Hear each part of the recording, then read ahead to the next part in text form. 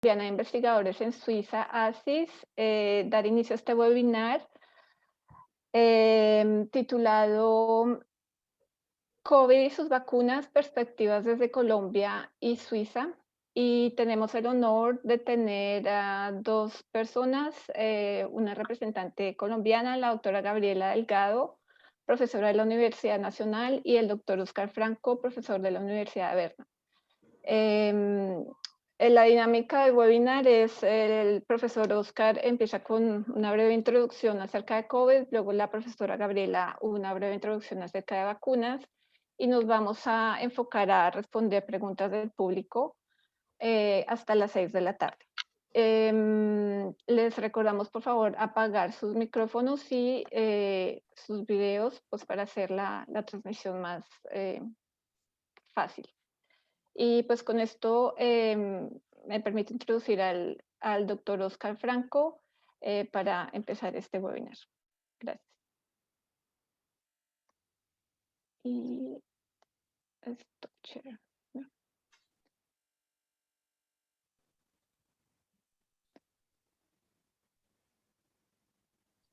Oscar, no te escucho. No hay audio de Oscar.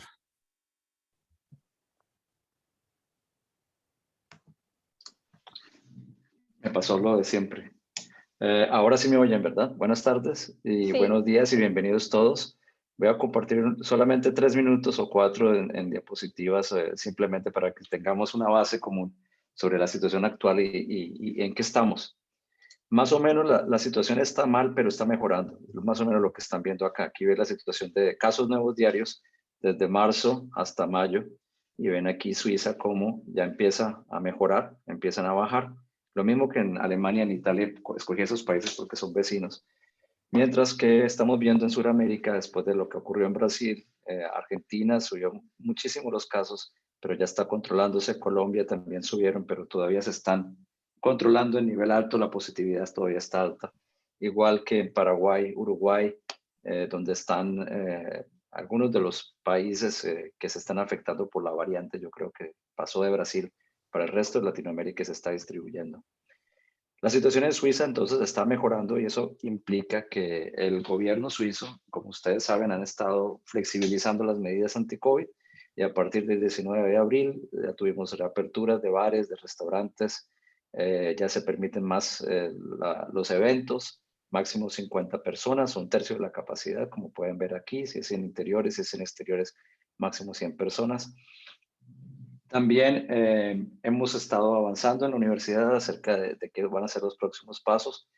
No sabemos muy bien aún si vamos a regresar a clases presenciales durante este semestre. Lo más probable es que volvamos a clases presenciales para el próximo. Pero eso es algo que lo estamos evaluando y que estamos mirando. Por ahora, la recomendación de trabajar desde la casa sigue en vigor y nosotros en el Instituto de Medicina Social y Preventiva y en la Universidad de Berna continuamos trabajando desde la casa mientras que sea posible y según las actividades lo permitan. En la medida que vamos avanzando también con la mejoría del manejo de la pandemia en Suiza, estamos viendo una mejoría también en Suiza en términos de la cobertura de las vacunas.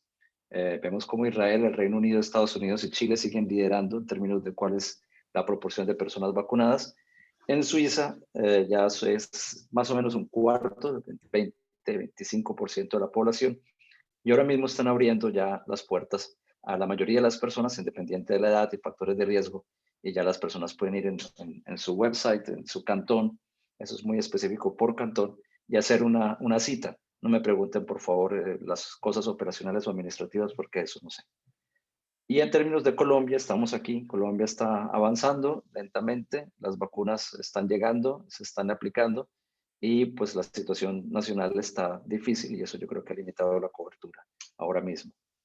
En Suiza se han comprado cerca de 36, 37 millones de vacunas por una población de 8 millones de personas. De esas vacunas son 5 las que se han comprado ahora mismo, están aprobadas, están siendo aplicadas 2. Una es la de Pfizer y la otra es la Moderna. Son vacunas que tienen tecnología ARN mensajero, funciona muy similar. Y aquí está pues, la información acerca de las vacunas. Podemos hablar después cuando tengan preguntas si quieren. Más allá está otra vacuna como la de Janssen que está autorizada, pero el gobierno suizo no la ha comprado, entonces no se espera que vaya a llegar, no creo que la vayan a comprar. Creo que va a seguir con Pfizer y con Moderna. Sin embargo, tenemos otras vacunas como la de AstraZeneca, la de Novavax y la vacuna de CureVac, que también es una vacuna del ARN mensajero, que están pedidas, pero que aún no están autorizadas. No tienen suficiente información para que sean autorizadas en Suiza. Pero esas 3 vacunas podrían llegar posteriormente al mercado, aunque ahora la apuesta es con Pfizer y con Moderna para vacunar a la población. Se espera llegar a un 70% de la población para finales de junio y se espera poder llegar en Suiza a tener esa cobertura del 70% que podría dar una cobertura de una inmunidad colectiva a la población en Suiza para esa fecha, para el verano. Eso era lo que quería compartir con ustedes. Aquí ya yo dejo de compartir pantalla y le doy la palabra a la doctora Delgado y luego continuamos con las preguntas. Gracias, Oscar. Bueno, perfecto, muchas gracias, muy buenos días. Gracias, doctora Paola, gracias, doctor Oscar, y a todos los asistentes a este evento. Les agradezco mucho el haber considerado mi nombre para participar en este evento organizado por nuestros conciudadanos que están fuera del país y que tanta falta nos hace. Bueno, también una breve introducción para contarles cuál ha sido el plan o la estrategia del gobierno. Señalando que se han seguido básicamente los lineamientos propuestos o planteados por la Organización Mundial de la Salud, en donde las personas de mayor vulnerabilidad o de mayor exposición al virus deban ser inmunizadas o deban ser vacunadas en primera instancia, deban ser rápidamente vacunadas. Espero que me escuchen un poco, no sé si se está escuchando bien, ¿sí? Sí, se escucha bien. Vale, vale.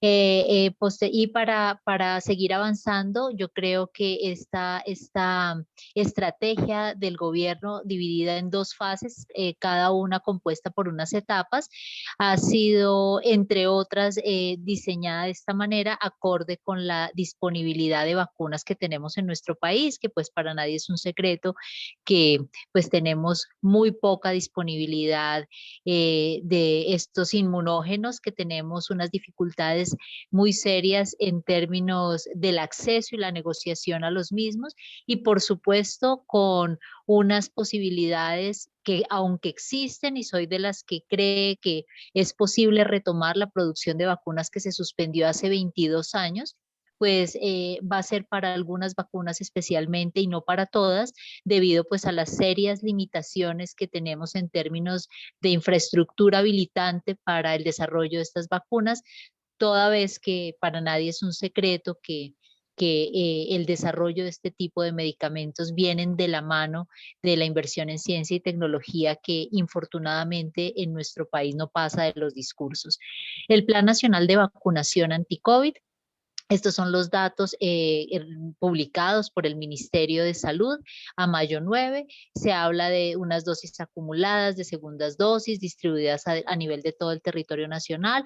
Para contarles simplemente que cada llegada, cada nuevo ingreso de nuevas dosis, independiente de la tecnología o de las plataformas, ya les contaré cuáles son las que se están empleando en nuestro país, vienen acompañadas de actos administrativos, a diferencia seguramente de otros países donde puede llegar a ser un poco diferente esa parte normativa, administrativa y burocrática. En nuestro país claramente se hace mucho más estricto ese proceso para hacer, digamos, tratar de limitar todos los hechos de corrupción y saltarse la fila que le corresponde en esas etapas, y que efectivamente sean las personas que necesitan ser priorizadas y se necesitan ser inmunizadas de manera con prelación o con antelación. El plan de vacunación, les repito, entonces está todo centralizado a través del gobierno nacional, digamos, se vale de los entes territoriales, en este caso de las secretarías distritales, de las secretarías departamentales o municipales de salud, para que junto con las EPS y las IPS pues se aterricen todos esos programas y esos esquemas de vacunación y pueda ser cierto pues la rápida inmunización con las vacunas que hay disponibles. Ahora les muestro digamos, lo que tenemos en Bogotá, y digo tenemos porque además de ser profesora de la Universidad Nacional, declarando como corresponde mi conflicto de interés, trabajo en este momento en una comisión en la Secretaría Distrital de Salud, donde dirijo el Laboratorio de Salud Pública, y pues obviamente aquí estoy presentándole los datos del distrito. Entonces tenemos pues los datos hasta ayer con corte a las 5 de la tarde, donde se tiene una meta de vacunación acorde con la población de habitantes. Se estima o se espera, o se ha puesto un estimado en términos de números de personas que deberían ser inmunizadas para alcanzar esa inmunidad colectiva, por eso se refiere aquí al 70%. ¿Cuántos de esa población? Casi el 15% ha recibido al menos una dosis de los inmunógenos disponibles, pero quienes tienen 2 dosis corresponden solamente al 7,83%. Estos datos están disponibles para quienes los quieran consultar en la página oficial de la Secretaría Distrital de Salud y al Observatorio Distrital de Salud que tiene esta plataforma que se llama Salud Data. Pues claramente nosotros somos beneficiarios, aunque tardíos, de la ciencia y de la tecnología, que dispone hasta el momento de distintas herramientas para obtener vacunas contra esta enfermedad, y de las que están disponibles o de las que vienen cursando en las distintas etapas de desarrollo. Nosotros en nuestro país, nuestra población está siendo inmunizada con la vacuna de virus inactivado de la casa Sinovac, Coronavac. Se tiene también disponibilidad de la vacuna de Oxford AstraZeneca y de la vacuna basada en RNA mensajero de Pfizer BioNTech. Esas son las vacunas que están disponibles hasta el momento, de acuerdo con las directrices gubernamentales del Ministerio de Salud. Se tiene que la vacuna de virus inactivado está restringido, digámoslo de esa manera, su uso a las personas mayores, en este caso mayores de 60 años, junto con la vacuna de Oxford AstraZeneca, dependiendo de la demanda y la disponibilidad que se tenga de los mismos activos. Y la gran mayoría, a pesar de que personas mayores de 60 también tendrían acceso a la vacuna de Pfizer BioNTech, esta, digamos, mayoritariamente se ha empleado en personal de salud, incluido dentro de las denominadas etapas 1 y 2. Yo dejaría aquí simplemente pues para contarles que a pesar de nuestras limitaciones, claramente a nivel de infraestructura y disponibilidad de recursos, estamos muy preocupados por la carencia de vacunas suficientes para hacer un proceso de inmunización a la velocidad que se requiere para tratar de controlar el virus, y que simultáneamente podemos entender que algunas de estas vacunas, o si no todas, perdón, fueron autorizadas con la mínima información que estaba disponible para conceder esas autorizaciones de emergencia. Sabemos que hasta ahora solamente una de estas plataformas de RNA mensajero ya cuenta con un registro sanitario por la cantidad ya de información que se tiene colectada para hablar en términos de seguridad y eficacia, pero que las demás pues claramente se sigue colectando esa información. Nosotros hemos hecho con lo que tenemos, hemos propuesto un estudio en los marcos de farmacovigilancia. Tenemos ya planteado un proyecto, un protocolo de inmunovigilancia para tratar de establecer en esa fase 4 poscomercialización cuál es el comportamiento de estas vacunas, y pues ya tenemos, así sean cohortes pequeñas de pacientes, datos que dan cuenta sobre el desempeño que tienen algunos de estos inmunógenos en la población colombiana, que en la población bogotana específicamente, que mayores de 80 años, de 70 a 80 años, en distintas cohortes, repito, que nos dan cuenta pues sobre la inmunogenicidad particular y diferencial que tienen cada una de esas vacunas. Entonces, quedo atenta también a las preguntas. Muchas gracias.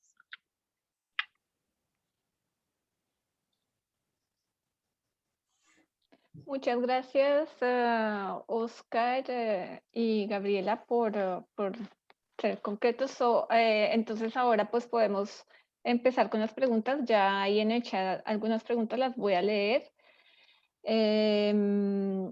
Bueno, Ivette dice, ¿en cuál etapa de vacunación está Colombia en este momento? Y de ese 7.8% que Gabriela comentó con las 2 dosis, ¿corresponde solo al personal de salud o a todas las personas vacunadas, incluyendo los mayores de 80?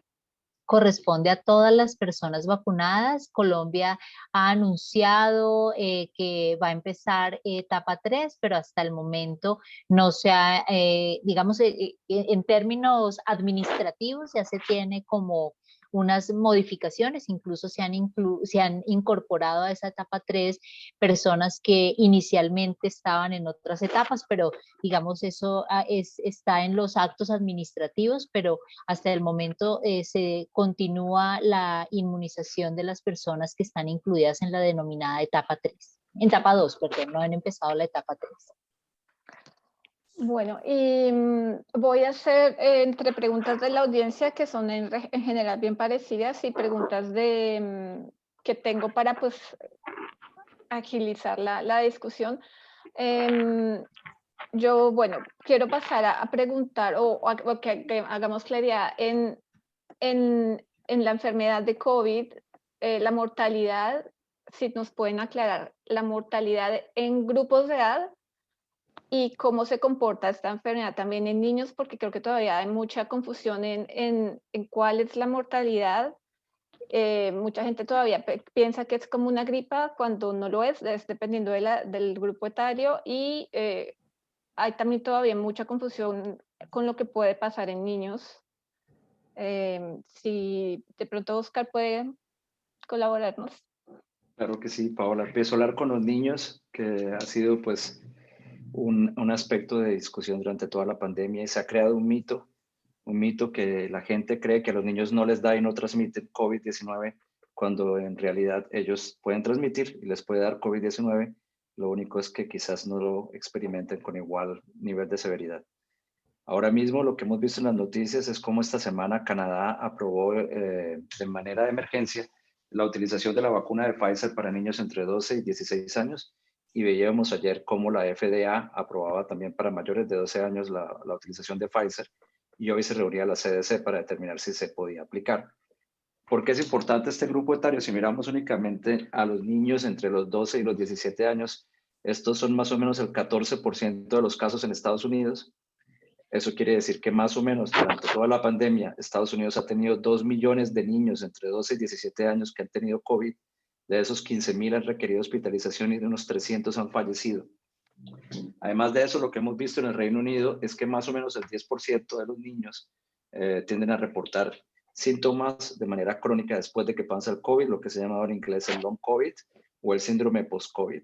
Y esos síntomas pueden ser fatiga, pueden ser problemas de concentración, puede ser dificultades para oler o para probar las cosas, pérdida del gusto, pérdida del olor.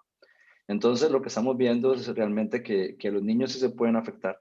Ahora mismo con la cobertura, la vacunación que ha ido cubriendo a las personas de mayor edad y a los adultos, entonces lo que hemos visto en los ingresos en el hospital es cada vez más niños, pero es simplemente por la inercia del comportamiento de la población.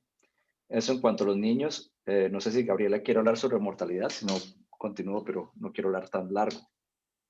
No, simplemente que digamos la manera en cómo se aborda esta enfermedad depende también de las capacidades y las condiciones para salvar vidas en nuestros países, ¿no? Entonces, a pesar de que claramente hasta ahora se está conociendo los mecanismos incluso fisiopatológicos de esta enfermedad del microorganismo, pues claramente se centran en las etapas de diagnóstico con medidas que hasta el momento se han concentrado, se han visto como efectivas para el control de la enfermedad y nos hemos centrado en la población de adultos mayores que claramente desde un inicio de la pandemia se consideran los más vulnerables, no solamente por tener, se ha asociado esto también con este fenómeno de la inmunosenescencia, sino además por tener todas estas comorbilidades que parecieran tener un impacto importante en el desarrollo y en el devenir de la enfermedad. Sin embargo, nosotros hemos visto, y creo que en Colombia, al igual que en el mundo, han venido apareciendo nuevos casos con severidad y mortalidad en otros grupos etarios que hace algunos meses o al inicio de la pandemia no se tenían. Es decir, pareciera que personas más jóvenes pueden estar teniendo esos índices de mortalidad que al principio de la pandemia no tenían, pero nosotros en el país no tenemos, digamos, como estudios que permitan esos correlatos o asociaciones, por ejemplo, con nuevas variantes que pudieran estar impactando la enfermedad en ese tipo de grupos que hoy se ven como de mayor ingreso, por lo menos a unidad de cuidado intensivo. Gracias. Pues para seguir con la discusión y recopilar lo que se está escribiendo en el chat, yo quiero preguntar si las vacunas que se están aplicando, Gabriela pues ya nos explicó el esquema de vacunación que se está aplicando en Colombia, pero como sabemos, la disponibilidad de vacunas cambia y ha habido muchos casos en que la segunda dosis, por cualquiera que sea la razón, no se ha podido aplicar. Entonces, ¿cuál es la recomendación y para qué vacunas esto tiene algún o no riesgo? Sí, quisiera que habláramos. Ok. Ok, yo creo que es muy, muy importante esa pregunta y debo decir también que esta es una apreciación personal, ¿no? Para no comprometer a la Secretaría de Salud con mi opinión y con esta apreciación, pero yo creo que ha sido arriesgado el hecho de salir a decir mediáticamente que no pasa nada con retrasar la aplicación de las dosis de las vacunas por más de cierto tiempo. O sea, desde lo personal yo creo que si se atrasa la vacuna 1 o 2 días, no creo que tenga demasiado impacto, pero cuando ya pasan semanas, más allá de saber si pasa o no pasa de manera arriesgada, repito, lo que creería que se debe hacer de manera, digamos, un poco más cercana a la ciencia, es seguir esa corte de pacientes que por razones, digámoslo de esa manera, de fuerza mayor, no pudieron recibir su vacuna en los tiempos en los que estaba programado. Se dice y se especula mucho, pero pues el científico se basa en la evidencia y pues la verdad es que nosotros no tenemos evidencia disponible acerca de qué pasa o no cuando se aplican las vacunas basadas en virus inactivados, específicamente Coronavac de Sinovac, cuál es el impacto que tiene el retrasar por semanas la segunda dosis de este inmunógeno, que sí sabemos que a diferencia de las vacunas basadas en RNA mensajero, las vacunas basadas en virus inactivado sí necesitan las 2 dosis para tener esos porcentajes de protección que refieren los estudios clínicos con los cuales se soportaron las autorizaciones de emergencia. Se sabe que en esos 2 no son más estudios de las fases clínicas de fase 3 que se usaron, donde se dio el uso de estas vacunas basadas en virus inactivados, que hay datos hasta a 14 días y a 28 días después de la primera dosis, y que eso tiene pues unos porcentajes de inmunogenicidad representada en producción de anticuerpos neutralizantes, y que hay una respuesta celular y que obviamente hay un correlato con protección cuando esos individuos pues son aparentemente expuestos a la infección natural, con los datos que hay reportados hasta el momento. ¿Qué sí se sabe de las vacunas de RNA mensajero, con estudios un poco mejor elaborados? Es que se recomienda la segunda dosis a los 21 días y que después de esos 21 días, si se retrasa hasta 42 días, pues aparentemente no hay un impacto en la inmunogenicidad y en el boosting necesario para conferir esa protección superior al 80-90% que se reporta para estas vacunas. Pero es lo que tenemos hasta el momento.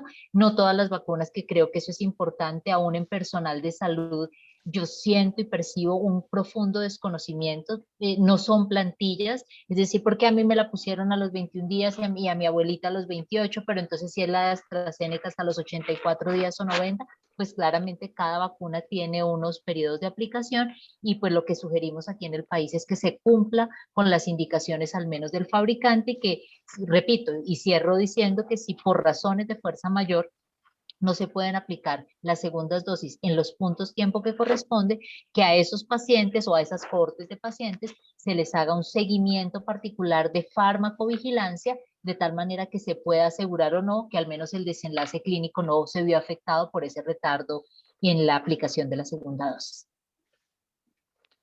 Gracias. Sí, yo creo que es importante aclarar, tratar siempre de aclarar que hay diferentes tipos de vacunas y cada diferente tipo de vacuna tiene un diferente tipo de esquema de vacunación y de eficacia y que de acuerdo a eso, pues se puede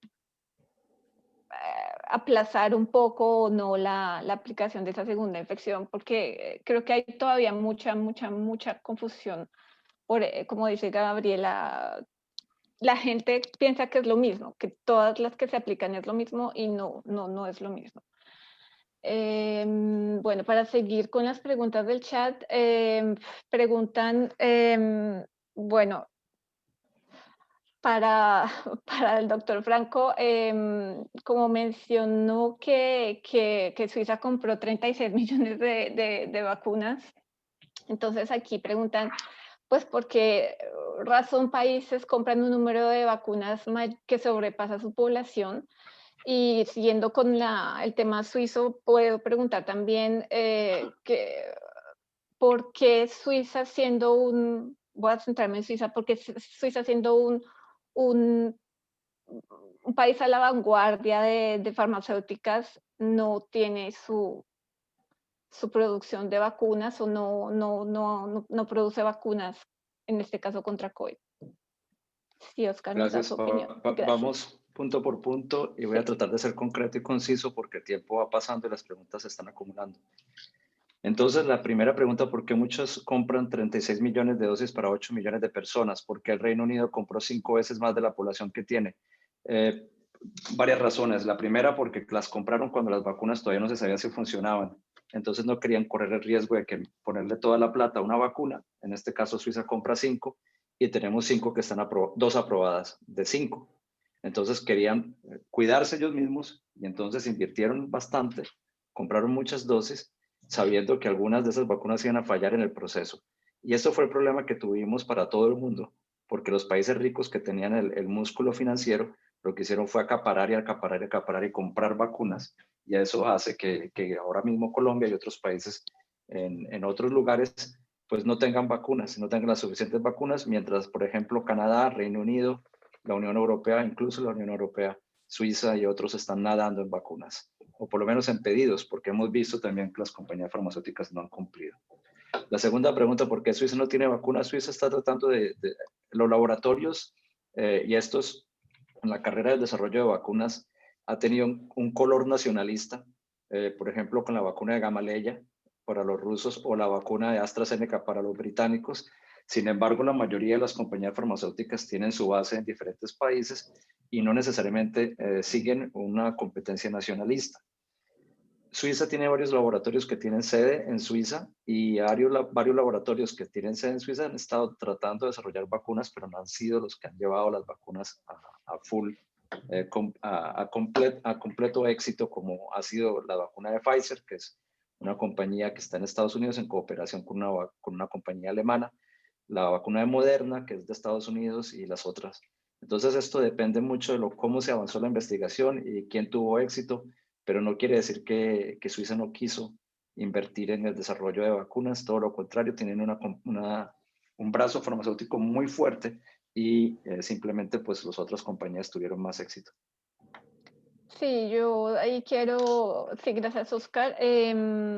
También pues si han visto las noticias, Lonza ahora va a producir la vacuna de Moderna. Entonces sí, es también como dice Oscar, es un movimiento económico y cada pues compañía ve cómo invierte pero pues el gobierno ha invertido en esta pandemia en apoyar esos mecanismos a través del LONSA, pues para tratar de acelerar la producción de vacunas.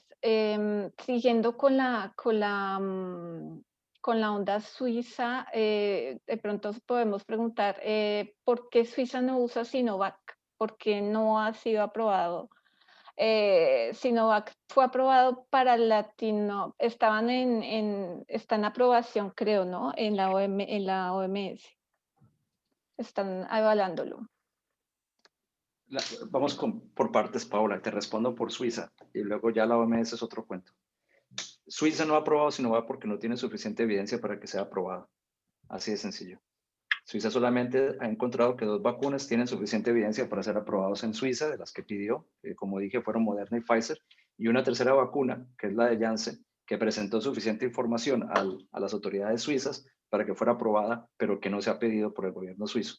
Ninguna de las otras vacunas, incluyendo AstraZeneca, se ha considerado por las autoridades suizas que tengan suficiente información. Y remarco el aspecto de las autoridades suizas porque cada país tiene un diferente filtro para determinar si una vacuna se permite o no.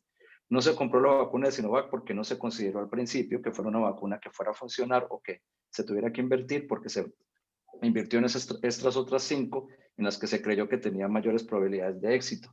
Esas inversiones ocurrieron antes de que supiéramos qué vacunas servían y por eso se tomaron riesgos o se consideraron qué vacunas pueden tener mayor probabilidad de éxito o no. Gracias. Bueno, sigamos con... yo quisiera, bueno, hay gente preguntando, en caso de que las personas tengan la vacunación completa, ¿esto hace que cambie el protocolo de aislamiento por exposición a caso estrecho o se mantiene como en el caso de personas no vacunadas? Yo puedo tomar la respuesta si quieren. Esto depende de cada país, pero en general lo que se está recomendando ahora, basado en las guías de la CDC de Estados Unidos, y se las voy a compartir por el chat, es que las personas que ya tienen el programa completo de la vacunación, si están en contacto con una persona que tiene COVID y no tienen síntomas, no tienen que aislarse. Si tienen síntomas, se tienen que aislar. Yo les voy a compartir el link y ya pueden mirar en detalle. Esto es pues un documento largo y ahí lo pueden ver en detalle y podemos hablar de ese documento durante la inversión. Perdón, les mandé un documento del New York Times sobre las vacunas y les mando este documento del CDC donde están las últimas guías acerca de qué hacer a las personas que ya están vacunadas. La mayoría de los países están siguiendo las guías de CDC, pero algunos países lo toman de una manera diferente o van más tardíos en seguir las recomendaciones del CDC. Pero ahí encuentran en detalle la respuesta a muchas de las preguntas que quizás no alcancemos a responder en el día de hoy. Yo quiero ahí complementar algo. Resulta que esas guías, como dice Oscar, no se pueden aplicar a rajatabla en todos los países porque las guías del CDC están hechas con base en las vacunas que aplican a su población y basados en sus propios datos de farmacovigilancia. Entonces, eso en resumen es por la efectividad que se han demostrado con las vacunas basadas principalmente en RNA mensajero. Cuando se pretende, y por eso digamos aquí el tema de la apropiación social del conocimiento resulta fundamental, alguien se lee y se estrella con el artículo donde se resumen las disposiciones del CDC y pues lo pretenden aplicar acá en Colombia o en Latinoamérica en general, donde la disponibilidad de vacunas no es de RNA mensajero, sino son vacunas basadas en virus inactivados, donde se ha visto que tienen un desempeño al menos aceptable según los datos que ha liberado por lo menos o que ha puesto a disposición Brasil o Chile, pero que no podemos señalar que son equiparables las dos vacunas y que las medidas tengan que ser rápidamente implementadas porque son inmunógenos y son vacunas diferentes y por lo tanto las políticas también tienen que ser diferenciadas. Hay personas que nos preguntan, a mí ya me vacunaron, mi familia ya la vacunaron, o sea, y el CDC dijo que ya incluso nos olvidemos de los tapabocas porque ya estamos protegidos. Y creo que eso tiene que tener ese contexto que les estoy mencionando para que, pues, digamos, al margen de no tener la suficiente disponibilidad de vacuna, las que tenemos disponibles para la mayoría de nuestra población son vacunas cuya evidencia hasta ahora se está construyendo. Y siguiendo en esa onda, ¿cuál es el porcentaje de vacunados en Colombia que está usando Coronavac? La mayoría de los mayores de 80 años. Si nosotros tenemos 10 millones de vacunas, déjenme ver a ver si tengo esos datos, digamos están disponibles. La mayoría, si hay 10 millones de vacunas, yo diría fácilmente que el 50%, pero me puedo equivocar, han sido vacunas basadas en virus inactivados. Las entregas de Coronavac han sido mayor que las de otro tipo de activos y seguirán estando disponibles porque las de estas otras plataformas pues no tienen la cantidad necesaria ni la disponibilidad en el corto tiempo que está pretendiendo el país. Ahora mismo tenemos un problema que creo que es importante señalarlo y en el chat también había una pregunta asociada con esto, es las reinfecciones. Si hay personas reinfectadas aún habiendo recibido las 2 dosis de Pfizer, primero no podemos hablar de reinfección porque pues es saber si se infectaron o se reinfectaron después de la inmunización. Y en segundo lugar, que se enfermen pues está dentro de lo contemplado hasta el momento y salvo evidencia que se está construyendo y que empieza a sugerir que vacunas como RNA mensajero pueden llegar a tener un impacto en la transmisión y por lo tanto en la reducción de la infecciosidad de los individuos, pues las vacunas no fueron, digamos, liberadas su autorización de emergencia sobre la base de que iban a bloquear la transmisión, sino que iban a proveer de una activación al sistema inmune apropiada para controlar la enfermedad y reducir el COVID severo y el COVID mortal. Entonces, digamos que no es un fallo, no se consideraría como tal un fallo terapéutico el hecho de que una persona se infecte después de haber recibido aún sus 2 dosis, sino está considerado dentro de los posibles resultados esperados de un proceso de inmunización, sumado, repito, a que ya también hay variantes circulantes en nuestro país y en el mundo que pudieran evadir la respuesta inmune de estas nuevas variantes génicas que empiezan a circular y que se denominan estas variantes de preocupación. Listo, gracias. Sí, ahora quisiera hablar un poco de la vacuna de AstraZeneca, que pues fue la que Reino Unido usó para pues, vacunar a la gran mayoría de su población y ellos implementaron esta estrategia de una sola dosis, vacunar la mayor parte de su población con una dosis con esta vacuna de AstraZeneca. Entonces quisiera pues ser provocativa y preguntar si Colombia está pensando en hacer algo similar sería con la vacuna de AstraZeneca, pues porque como sabemos, cada vacuna tiene sus tiempos. AstraZeneca parece permitir esto del tiempo. Y para seguir con AstraZeneca, hay una pregunta en el chat que dice que ¿cuáles estaban las restricciones que se hizo en países europeos con respecto a la vacuna AstraZeneca? Bueno, creo que la primera pregunta es la vacuna de AstraZeneca o las vacunas basadas en vectores virales, para no ponerle nombre comercial y seguirla satanizando, las vacunas basadas en vectores virales son en su mayoría, salvo Janssen, de 2 dosis. Y la aplicación de la segunda dosis se vieron mejores resultados espaciados en el tiempo, porque dado que los vectores también tienen proteínas y que esas proteínas pueden ser antigénicas, pues claramente era necesario y se vieron mejores resultados en la medida en que se espació la segunda dosis para reducir la probabilidad de inmunogenicidad contra el vector, de tal manera que se redujera la posibilidad de que se presentara eficientemente el inserto antigénico del SARS-CoV-2. Por eso la vacuna de AstraZeneca se espacia en el tiempo. Hay una tendencia a rendir las dosis y es una tendencia que a mi juicio pues no corresponde a la evidencia científica, o al menos no se ha construido lo suficiente para sentirnos tranquilos de que una sola dosis es lo suficientemente potente como para dejar de aplicar, bien sea vacunas basadas en RNA o basadas en vectores virales.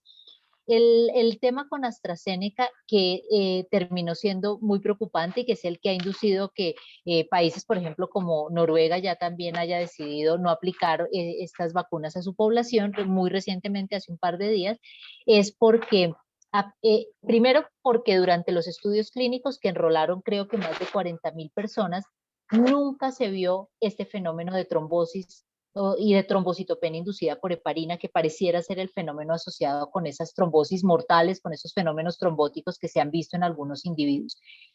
Es cierto que es un evento muy raro, que no tiene significancia estadística, pero sí tiene una significancia biológica y se ha determinado en cuál es digamos, las características al menos de la población donde mayoritariamente se han evidenciado esos casos mortales asociados con trombosis.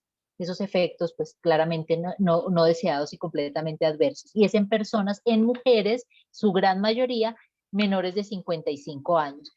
Con esa evidencia y aún entendiendo que es un caso raro y que la vacuna, el riesgo a COVID, el riesgo a morir por COVID es mucho mayor que el riesgo a morir por un efecto adverso de una vacuna, aún sea de vectores virales, es el que ha hecho que se tomen medidas para aplicar esa vacuna en poblaciones donde no se ha visto ese riesgo, es decir, en mayores de 65 años, al menos aquí en Colombia, es a la población a la cual se le está ofreciendo esa vacuna.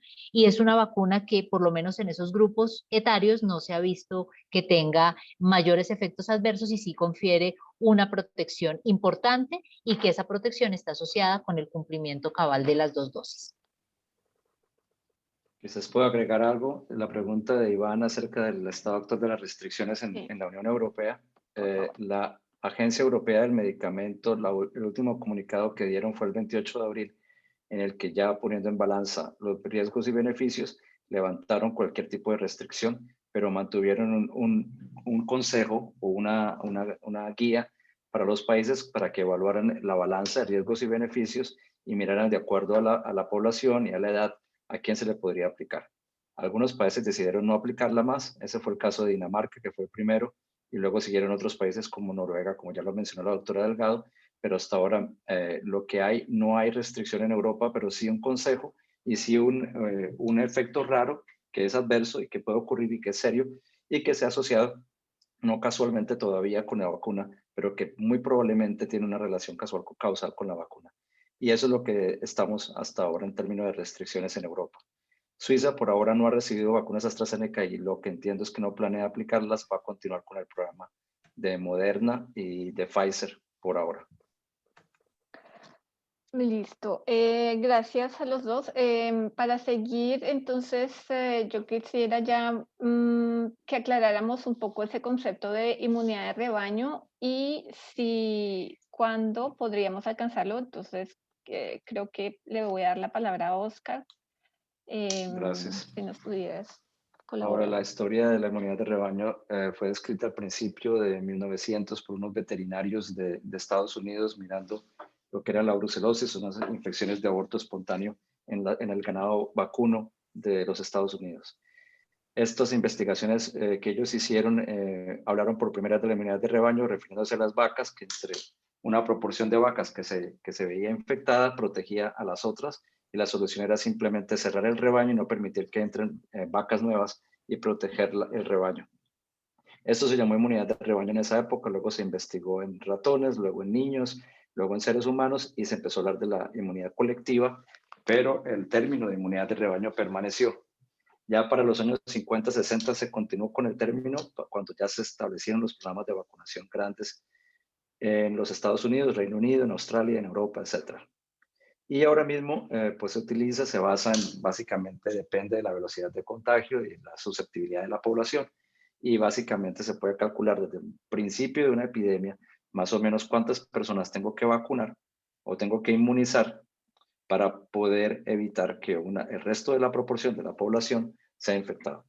Se calcula por el COVID-19 que sea un 70% de la población más o menos, Y hay una página web que se llama Health, Time to Health, en la que pueden ver, si quieren mirar como una ilustración, hasta cuánto tiempo pueden durar los países para poder llegar a la inmunidad colectiva a través de la inmunización con las vacunas, si siguen a la velocidad que van ahora. Entonces, ahí pueden ver que siguiendo unos parámetros, se puede calcular que si Suiza, por ejemplo, no acelera, puede ser que nos demoramos unos 6 meses más. Lo bueno es que está acelerando, ya está, como saben, los cantones abrieron las oficinas y las personas se están vacunando al ritmo que se estaba esperando y se cree que se puede lograr en el verano. En Colombia depende de la velocidad que se aumente, lo que se calcula es que puede ser un año o puede ser quizás más tiempo, dependiendo, como digo, de la velocidad con que se apliquen esas vacunas. Y ya, eso es sobre la inmunidad de rebaño, no sé si queda claro, Paola. Sí, muchas gracias, Oscar. Quisiera entonces seguir preguntando. Gabriela nos comentó que en Bogotá están tratando de hacer seguimiento farmacológico. Entonces quisiera pues preguntar qué seguimiento farmacológico se está haciendo en Colombia, aparte del que ya mencionaste en Bogotá. ¿Es para todas las vacunas o para un tipo específico de vacuna? Y si hay datos de si la vacunación ha tenido un efecto. Yo sé que la tasa de vacunación en Colombia es bajo, pero pues quisiera saber si sabemos si eso haya tenido efecto, por lo menos en hospitalizaciones de adultos mayores, como se empezó a ver en Chile, ¿no? Bueno, los protocolos de farmacovigilancia son obligatorios para cualquier medicamento, incluidas las vacunas. Y esos protocolos de farmacovigilancia y los planes en general para el seguimiento de efectos no deseados de los medicamentos están en cabeza de nuestra autoridad regulatoria, que es el INVIMA. Entonces, asumimos que, como cualquier otro efecto adverso, el INVIMA ya tiene colectados los datos de los efectos deleterios que han inducido cualquiera de las formulaciones de vacunas anti-COVID que se están aplicando en nuestro país. Todo se centraliza a través del INVIMA y de los prestadores de salud a donde se reportan, y allí se centralizan en la autoridad regulatoria, que es el INVIMA. Nosotros en el Laboratorio de Salud Pública lo que hicimos fue implementar un programa novedoso que incluso hace parte o tiene similitud con alguno planteado por el Instituto Nacional de Salud, aunque el de ellos está muy enfocado a cero prevalencia. También están haciendo el seguimiento de respuesta inmune a algunas de las vacunas que ya se están aplicando. Nosotros sí estamos haciendo para las 3 vacunas disponibles, les había comentado, exclusivamente a nivel territorial, a nivel de Bogotá, el seguimiento a las 3 vacunas que hasta el momento están disponibles y que se están aplicando en nuestra población. Vemos diferencias en algunas de ellas. Entregamos el informe de la primera de esas vacunas en esa cohorte muy pequeña de pacientes, de 200 individuos mayores de 80 años, perdón, mayores, personal sanitario de primera línea, con unos resultados muy interesantes con esa primera dosis. Y bueno, estamos construyendo los análisis y tratando de mirar los informes con las otras vacunas, especialmente con Sinovac, para poderlos compartir con las demás personas. El impacto sí se ha visto, aunque no está formalmente documentado. Nosotros tenemos reuniones periódicas todas las semanas con las personas con las que tenemos este estudio de inmunovigilancia. Son prestadores de servicios, las denominadas subredes. Nosotros trabajamos con la subred suroccidente y claramente se ha visto el impacto positivo de la vacunación con RNA mensajero en personal sanitario de primera línea, donde claramente ya no hay el mismo ingreso a unidad de cuidado intermedio o intensivo de este personal que está enfrentando, que está atendiendo pacientes COVID positivos. Ya no es el mismo que ocurrió en la primera ola o aún en la segunda, cuando no estaban todavía disponibles las vacunas. Pero formalmente no hay todavía un dato concreto para entregarle al país sobre el beneficio que sobre mayores de 80 años o en la población en general han traído la aplicación, así sea de estas pocas vacunas. Muchas gracias, Gabriela. Creo que Pedro Romero quiere hacer una pregunta. Sí. Sí, gracias, Paola. La pregunta es la siguiente, o es un comentario y una pregunta en realidad, es conocer la opinión de los expertos. Uno de los temores que existía con respecto a las vacunas, derivado de estudios con el SARS-CoV original, era la posibilidad de una... ¿cómo se dice eso? Antibody Dependent Enhancement, o sea, un refuerzo de la enfermedad mediado por anticuerpos, por títulos de anticuerpos bajos o de baja afinidad. Y tengo la impresión de que los estudios de seguimiento, de vigilancia farmacológica hasta el día de hoy en todas las partes del planeta no muestran ninguna evidencia de que esto pueda ser el caso con SARS-CoV-2 y me parece que es una muy buena noticia, pero ustedes los expertos, ¿qué opinan? Doctora Delgado, le doy la palabra. Bueno, Este es el yo, tema. gracias al doctor Romero me da mucho gusto verlo en primer lugar.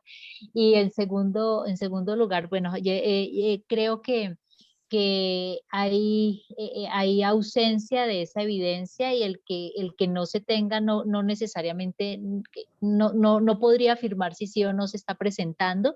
El postulado que tempranamente salió hace un año, o un año largo, en abril fue el primer, digamos, uno de los primeros artículos que leímos en torno al Antibody Dependent Enhancement, relacionado con la probabilidad de que la proteína de la nucleocápside del SARS-CoV-2 pudiera estar involucrada en ese fenómeno de mayor susceptibilidad o sensibilidad en la infección o en la enfermedad. No se ha podido ni confirmar ni descartar. Todo está en unas hipótesis que parecieran digamos, no tener una base sólida para afirmar si sí o si no. Lo que ocurrió o lo que ocurre, por ejemplo, en Brasil y en Manaus específicamente, donde se habla de una seroprevalencia tan significativa y la aparición de casos todavía más mortales que se asocian con la aparición de una nueva variante, con esta P1, pero la inmunogenicidad asociada con proteínas que inducen anticuerpos de baja afinidad y que promoverían el ingreso del virus por otra vía, como ha ocurrido con dengue, por ejemplo, que creo que ese fue el postulado, la hipótesis que se planteó, pues eso no está siendo o no ha sido debidamente confirmado o descartado de plano. Lo que sí les puedo contar es que sí existe como un correlato en términos de lo que se ve, es decir, que a mayor severidad de la infección y de la enfermedad, mayor título de anticuerpos contra la proteína de la nucleocápside y no contra la proteína de la espícula se detectan en los pacientes. Y este es un hallazgo que no se presentó exclusivamente buscando el fenómeno ADE, sino por simple curiosidad para analizar el valor de las pruebas diagnósticas y encontrando esa correlación, que títulos de anticuerpos muy elevados contra proteína de nucleocápside están presentes en pacientes en UCI con muy mal pronóstico y son indetectables o no aparecen en los pacientes asintomáticos o en pacientes hospitalizados en casa, y al contrario ocurre con esa producción de anticuerpos. Que eso esté o no asociado con el fenómeno ADE, pues realmente no tengo la evidencia, pero yo creería que sí. Gracias. Listo, muchas gracias. Ya para terminar, yo creo que esta es la última pregunta para ya cerrar. Muchas gracias a Oscar y a Gabriela por su participación y a todos los participantes por sus preguntas. Bueno, yo quisiera terminar preguntando si podemos hablar de cómo avanzan los procesos de vacunación en la región, principalmente en Latinoamérica, pues porque sabemos la disponibilidad es escasa, y si hay un plan estratégico para abastecer la región, un plan regional o si el país está tratando de tener un plan para ser un poco más independiente en el suministro de las vacunas. Creo que la doctora Delgado puede responder esta pregunta mejor. Creo que deberíamos haber terminado con una pregunta que tiene una respuesta más positiva para poder cerrar estas buenas noticias.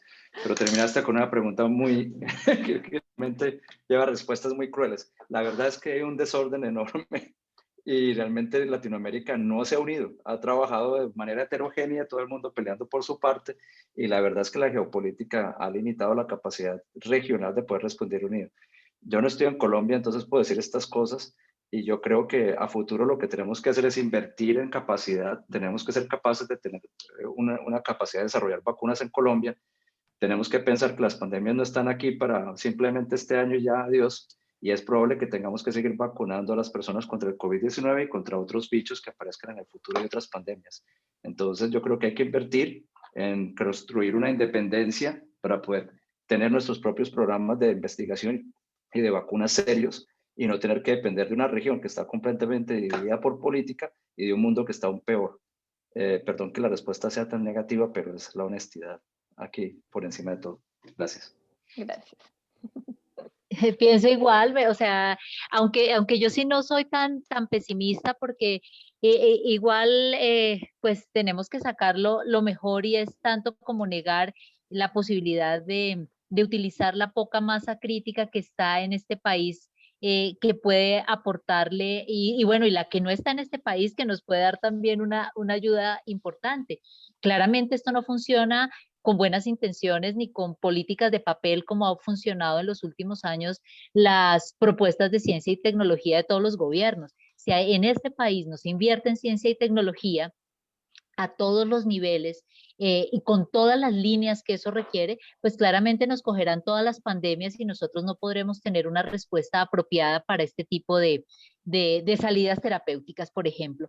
Creo que sí tenemos unas posibilidades importantes. De hecho, está en eso, a eso le ha apostado Bogotá. Desde la alcaldía ya hay una apropiación de recursos. El señor secretario de Salud tiene total claridad de que Colombia, y particularmente Bogotá, podría retomar la producción de vacunas.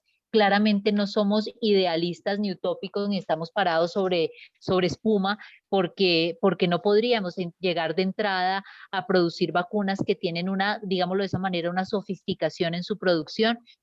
Pero por lo menos, aún conociendo las limitaciones de las vacunas basadas en virus inactivados, tener la posibilidad de producirlas localmente es algo mucho más factible. Aquí hay biotecnólogos, hay personas que aquí se producen vacunas bien sea, bueno, pues son para uso veterinario.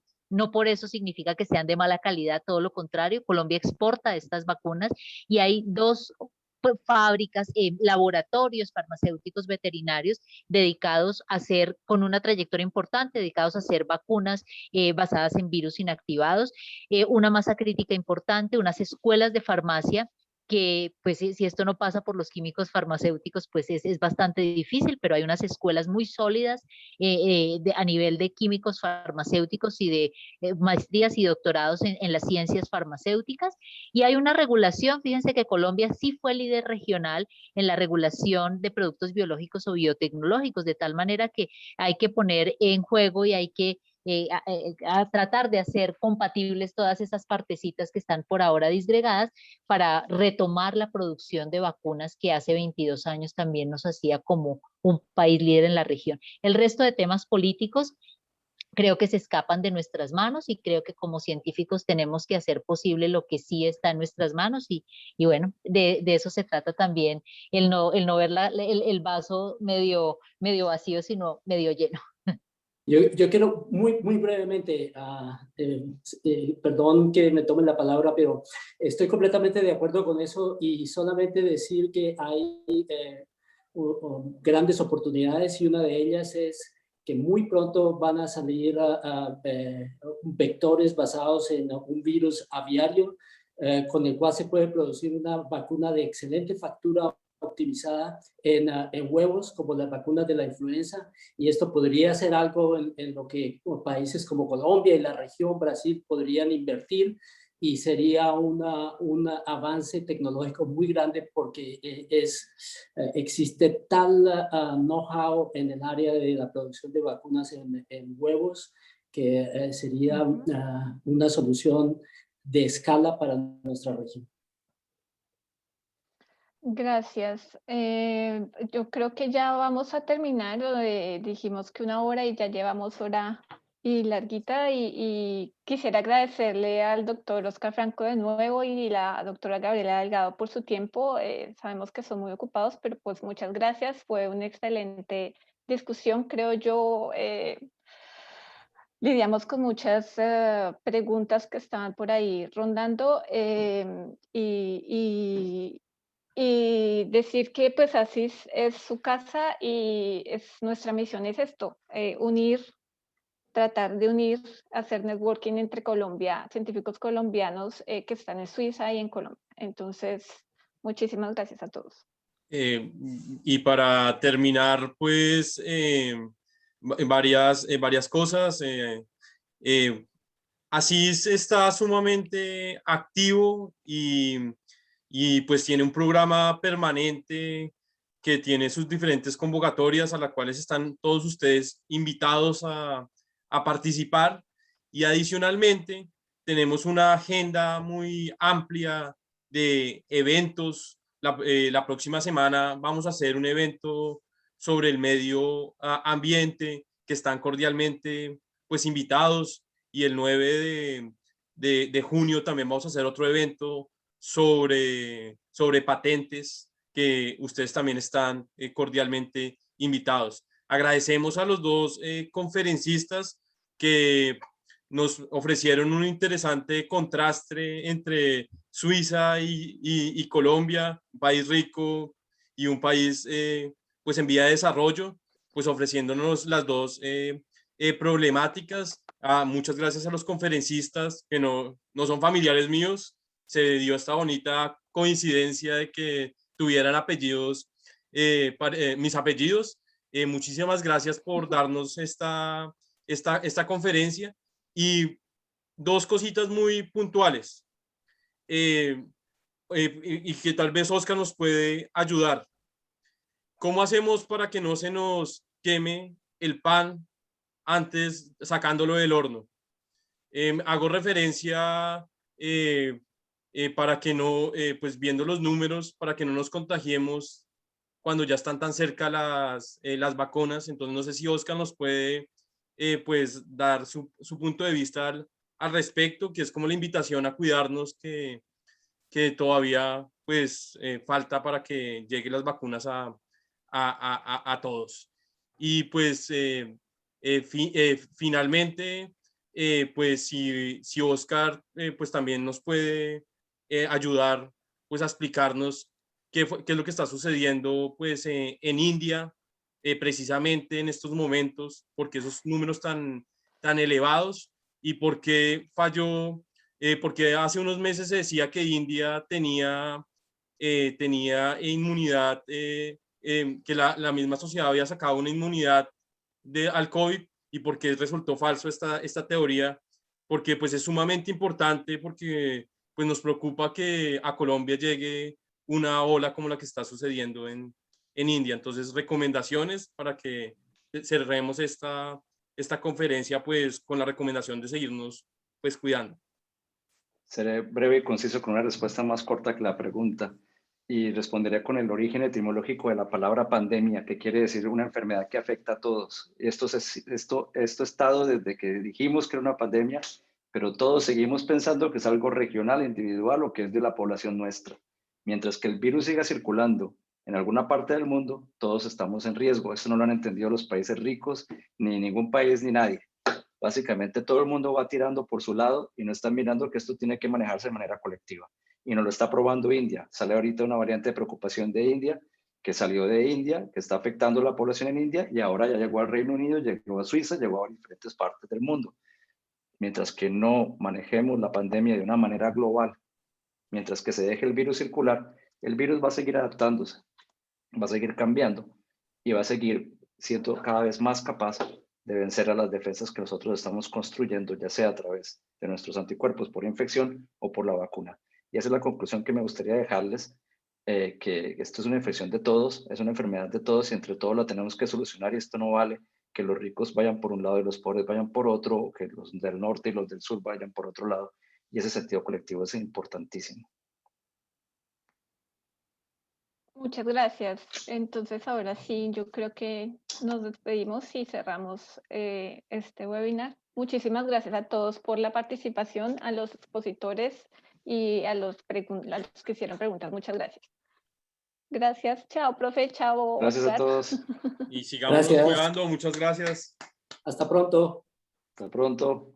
Gracias. Muchas gracias a todos.